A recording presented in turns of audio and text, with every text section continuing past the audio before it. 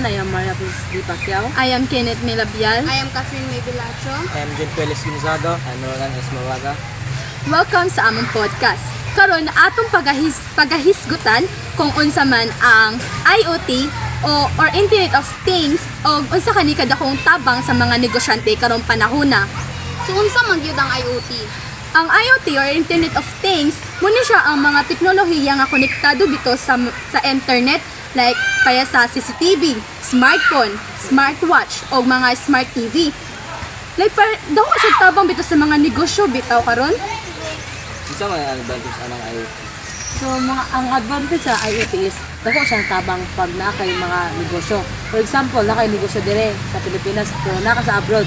So, maski naka sa layo, ma-access gyapon nimo kung sino itabo sa imong negosyo kay through CCTV or sa device makuha nimo ma-access nimo maski naka sa layo. Nagisag. Unsa man kay mga kung na siya advantage, unsa man sa kay mga disadvantage niya ba? Ang disadvantage niya kay dili gyapon ka magpakampante kay pwede siya atakon sa mga hacker. Halay sa pwede siya masudlan kung dili otorisado. So, dili gid ka makumpiyansa kung madali ra di siya ma-hack. So, unsa di ba naa may kuan karon nga unsay giingon ni Miss Lisa about sa IoT? Maming ni Ma'am Lisa Bison.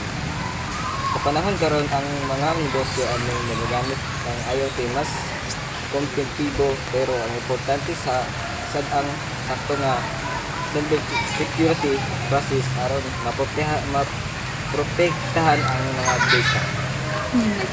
Sakto pud ang gingon ni Ma'am Lisa nga daw gyud katabang karon ang IoT sa mga negosyo, sa mga negosyante ron. Nakaroon nga gamit kayo ang IoT. Unsa kay mga real world example no nga kanang itong mga negosyo nga ginagamit nila ang IoT?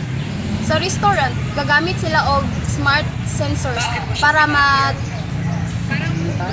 Para ma-monitor nila? Unsa lang i-monitor lugar? ang temperatura silang food. Like Grab gyapon, di ba? Gagamit sila ng smart devices para ma-access nila ang location kung nga nila i-deliver ang food. Nabo na kanang mag-order sa ila sa pagkaon. Sa man po'y angay buhaton sa mga negosyante nga gagamit sa IoT para malikayan ang pagpang-hack sa ilang data. Kung negosyante ka, need gid nimo mag-invest sa cybersecurity para gid ma-safety ang imong data. Para di pa siya ma-access sa mga hacker. Like pwede po kung negosyante ka kay kuan ka dapat po kabalo ka sa mga ethical nga paggamit dito sa mga data, dili gyud siya ma-hack good. Ang Internet of Things or IoT dako kini katabang sa ato nga mga negosyante o sa mga gustong mahimog negosyante. Busa kamong mga negosyante paggamit namo og IoT.